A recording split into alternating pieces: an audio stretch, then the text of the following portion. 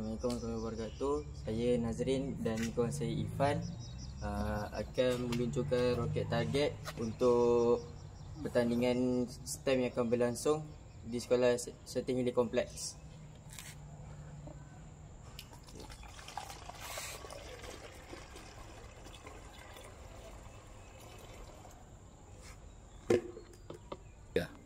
Mula-mula masukkan air dari jug ke dalam botol yang telah disediakan oleh corong. Ya. Lepas tu pergi ke sana